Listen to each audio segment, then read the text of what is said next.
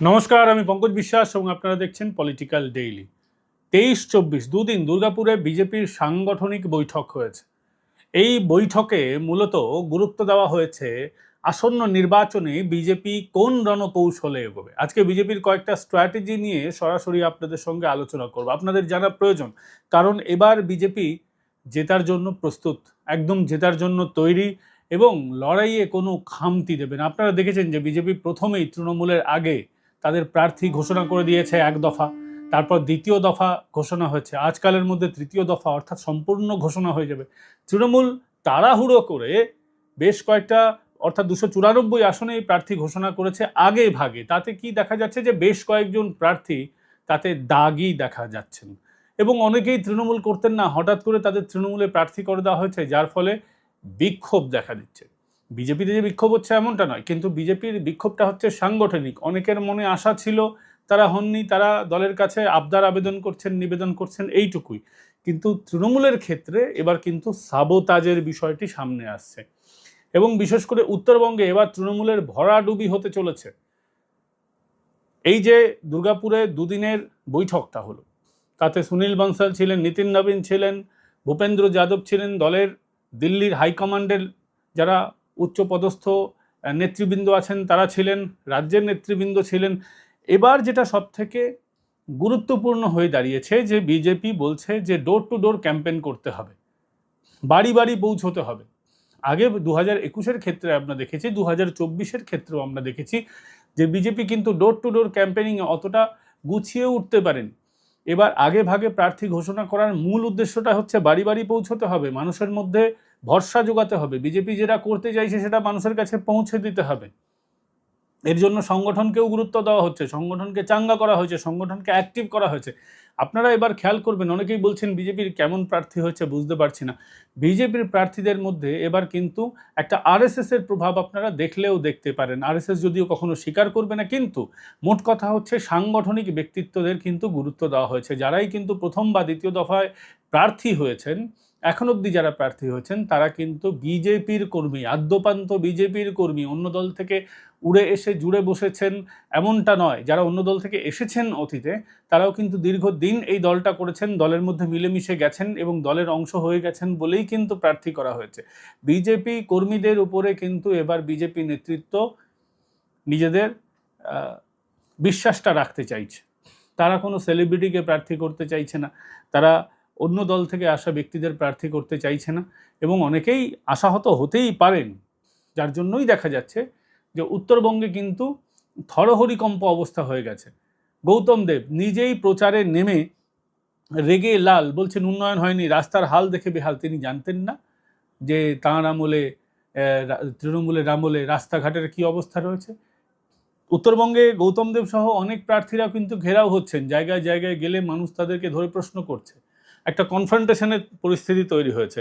এই কনফ্রন্টেশনের পরিস্থিতি কিন্তু দক্ষিণবঙ্গেও তৈরি হয়েছে। আমরা দেখতে পাচ্ছি সজল ঘোষ বনাম সায়ন্তিকা, একদিকে সায়ন্তিকা প্রচার করছেন, সজল ঘোষ মুখোমুখি এসে গেছেন। এতে কিন্তু কর্মীরা উজ্জীবিত হচ্ছেন। এর আগে কখনো তৃণমূলকে একেবারে চোখে চোখ রেখে লড়াই করার মতন পরিস্থিতি পশ্চিমবঙ্গে আমরা কিন্তু কখনো দেখতে পাইনি। বিজেপি সবসময় ডিফেন্সিভ পজিশনে ছিল। এবার মনে হচ্ছে বিজেপি যেন শাসক দল, তৃণমূলকেই মনে হচ্ছে বিরোধী দল। তৃণমূল একদিকে, বিজেপি একদিকে, একদম সামনাসামনি হাড্ডাহাড্ডি লড়াই, এবং এটা দেখে অনেকে উজ্জীবিত হচ্ছেন।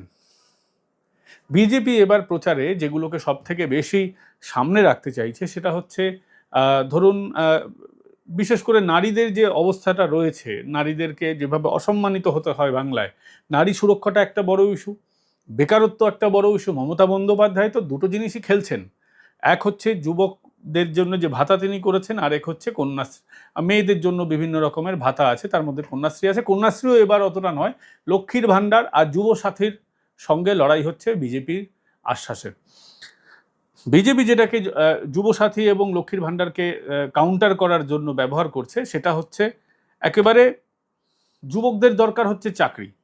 পশ্চিমবঙ্গে আপনাদেরকে আমি একটা ডেটা দিই, পশ্চিমবঙ্গে ৭৮,৬১৫টি কোম্পানি ডেড হয়ে গেছে, ডেড কোম্পানি, মানে কোম্পানির আর অস্তিত্ব নেই, কোম্পানি মৃতপ্রায়, এবং ১,০১৬টি কোম্পানি আন্ডার লিকুইডেশন রয়েছে।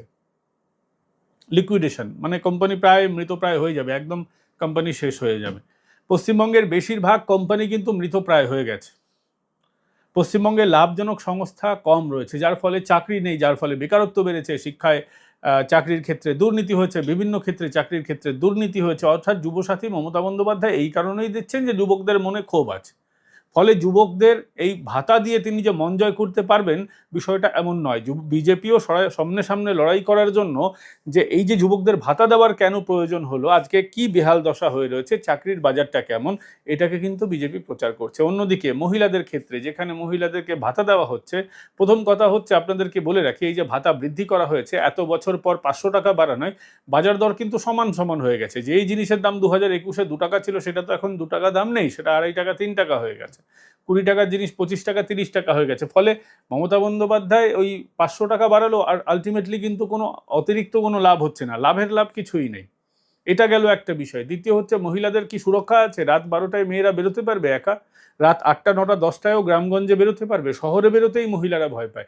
এই বিষয়গুলো তো আছে, এবং এটাকে কিন্তু এবার ফোকাস করা হচ্ছে। স্পষ্টভাবে ভারতীয় জনতা পার্টি বলছে যে বাংলায় নারী নিরাপত্তা নেই, এবং এ কথা তো মিথ্যেও নয়। আমরা বারংবার বলে এসেছি, এ রাজ্যে কারো নিরাপত্তা নেই।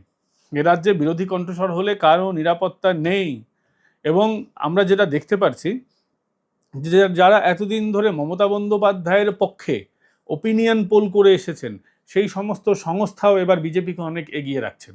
তারা এখনো মমতা বন্দ্যোপাধ্যায়কে ক্ষমতায় দেখাচ্ছেন। যেমন এবিপির যে পোলটা হয়েছে কিছুদিন আগে, তাতেও তারা বিজেপিকে 120-30-এর মতো আসন দিয়েছে, মমতা বন্দ্যোপাধ্যায়কে 170, 180, 190 এরকম আসন দিয়েছে। সম্প্রতি যে সাম্প্রতিক পোল আছে, যেটা একেবারে চটিচাটা পোল, CNN নিউজ 18 বাংলা, অর্থাৎ পশ্চিমবঙ্গে তারা কিভাবে কাজ করে আপনারা জানেন, পুরোপুরি মমতা বন্দ্যোপাধ্যায়ের হয়ে নিউজ 18 পোল করে। সেই নিউজ 18-এর যে সংস্থা, মাদার অর্গানাইজেশন CNN, নিউজ 18 এবং ভোট ভাইব, এরা যৌথভাবে একটি সমীক্ষা করেছে। তাতে দেখাচ্ছে মমতা বন্দ্যোপাধ্যায়ের কিন্তু যে ভোটের পার্সেন্টেজ, সেটা কিন্তু কমেছে। আমরা 2021-এ মমতা বন্দ্যোপাধ্যায়কে দেখেছি 45%-এর কাছাকাছি ভোট পেয়েছিলেন মমতা বন্দ্যোপাধ্যায়। তারা দেখাচ্ছে যে এবার মমতার, অর্থাৎ তৃণমূল কংগ্রেসের ভোট পার্সেন্টেজ হয়ে যাবে 41.9, অর্থাৎ 42%-এর নিচে নেমে যাচ্ছে তৃণমূল কংগ্রেস। বিজেপির আমরা দেখেছি যে 38%-এর কাছাকাছি ভোট থাকে, 36, 38, 40 এরকম।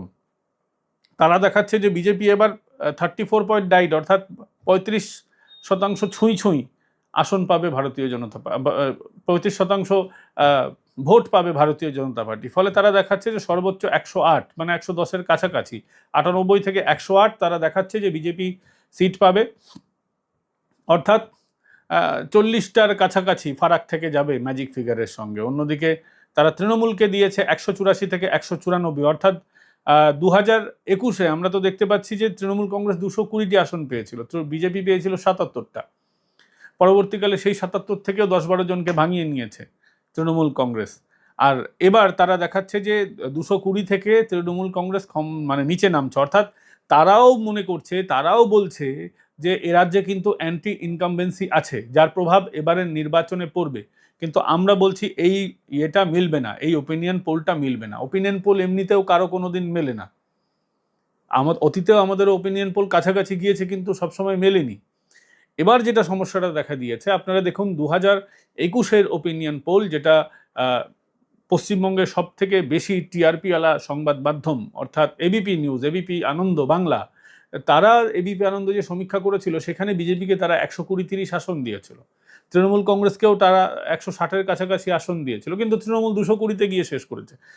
ফলে কোনো সমীক্ষাই কোনোদিন মেলে না। বিহারের সমীক্ষার কথা আমি বলবো, বিহারের সমীক্ষাতে সমস্ত সমীক্ষক সংস্থা দেখিয়েছে যে বিজেপি জোট, এনডিএ জোট 150-র কাছাকাছি, 150-160 আসন পাবে। অমিত শাহ খোদ বলেছিলেন আমাদের টার্গেট হচ্ছে 150-160, অর্থাৎ ম্যাজিক ফিগারে আসা। অর্থাৎ কিন্তু আমরা কি দেখলাম, বিজেপি একদম কোথায় গিয়ে পৌঁছলো, 200-র কাছাকাছি গিয়ে বিজেপি 200 পার করে গেল। ফলে সমীক্ষক সংস্থার কখনোই মেলে না। কিন্তু তারা যে ট্রেন্ড দেখাচ্ছে, তারা এটা দেখাচ্ছে যে মমতা বন্দ্যোপাধ্যায়ের, এটা আমি সহমত হতে পারি যে মমতা বন্দ্যোপাধ্যায়ের এবার টিআরপি কমছে, মমতা বন্দ্যোপাধ্যায়ের পক্ষের ভোট কমছে, ভোট পার্সেন্টেজ তৃণমূলের এবার কিন্তু কমছে। এবং এই সংস্থা বলছে, ভোট ভাইব এবং CNN নিউজ 18, যে মমতা বন্দ্যোপাধ্যায়কে 48.5% মানুষ মুখ্যমন্ত্রী হিসেবে চেয়েছেন, এবং দ্বিতীয় নম্বরে রয়েছেন শুভেন্দু অধিকারী, তাকে 33.4% মানুষ চেয়েছেন। অর্থাৎ তৃণমূলের পক্ষের মিডিয়া হলেও তারা শুভেন্দুকেও মমতার ঠিক ঘাড়ে নিঃশ্বাস ফেলার মতন জায়গা দিচ্ছেন। এবং মমতার ঘাড়ে নিঃশ্বাস ফেলার মতন আরও একটা ঘটনা আজকে ঘটেছে, আইপ্যাকের মামলা। আপনারা জানেন এই আইপ্যাকের মামলায় আমি বিশেষ আশা সুপ্রিম কোর্টে দেখছি না। সুপ্রিম কোর্ট ঠিক ভোটটা পার করে দেবে ডিসিশন দিতে দিতে। আজকে দেখুন আইপ্যাকে যে শুনানি হয়েছে তাতে আবারও কল্যাণ বন্দ্যোপাধ্যায়, অভিষেক মনু সিংভিদের ভৎসনা করেছে সুপ্রিম কোর্ট। সুপ্রিম কোর্ট আবারও আদালতের এখতিয়ার নিয়ে যে প্রশ্ন তুলে দিচ্ছে, আদালতে যে ধরনের সওয়াল জবাব হচ্ছে তার কার্যত ভৎসনা করেছে। ভৎসনা করলেও আলটিমেটলি রায় দেয়নি এবং আবারও পিছিয়ে গেল। এবং আগে আমরা দেখছিলাম 1 সপ্তাহের মাথায় ডেট দেওয়া হচ্ছিল, এবার কতটা পিছিয়ে দেওয়া হয়েছে, 15 দিনের মাথায় 15-20 দিনের কাছাকাছি গিয়ে ডেট পড়েছে 14ই এপ্রিল, অর্থাৎ ভোটের ঠিক কাছাকাছি। তখন যদি কোনো রায় আসে তাহলে একরকম ব্যাপার, যদি সিবিআইকে কেসটা হ্যান্ডওভার করে দেওয়া হয় তাহলে একরকম ব্যাপার, কিন্তু সেটা না হলে আলটিমেটলি এই মামলা, আইপ্যাক মামলাটাও কিন্তু ঠান্ডা অবস্থায় চলে যাবে। আমি খুব একটা আশা এই মামলা থেকে দেখছি না। সেই দিনও যদি কিছু না হয়, দুপক্ষের ম্যাসিভ সওয়াল জবাব হবে, আলটিমেটলি আরেকটা ডেট হবে, তারিখ পে তারিখ হয়ে আলটিমেটলি কিছুই হবে না। যদিও আমরা আশাবাদী সুপ্রিম কোর্টের কাছে, সুপ্রিম কোর্ট আমাদের দিশা দেখাবে, কিছু একটা রায় দেবে।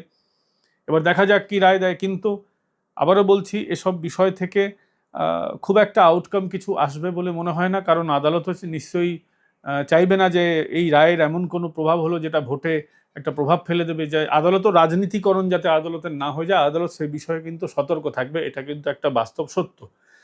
তবে দেখা যাক আলটিমেটলি কি হয়। আপাতত এখানেই শেষ করছি বন্ধুরা। এই ভিডিওটা কেমন লাগলো সেটা অবশ্যই জানাবেন। লাইক, শেয়ার এবং সাবস্ক্রাইব করতে ভুলবেন না। জয়েন বাটন ক্লিক করে আমাদের মেম্বার হতে পারেন, তাতে ভিডিওগুলো সবসময় আপনারা আগে ভাগে দেখতে পারবেন।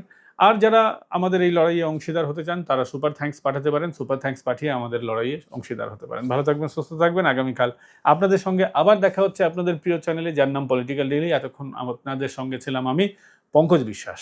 ভালো থাকবেন।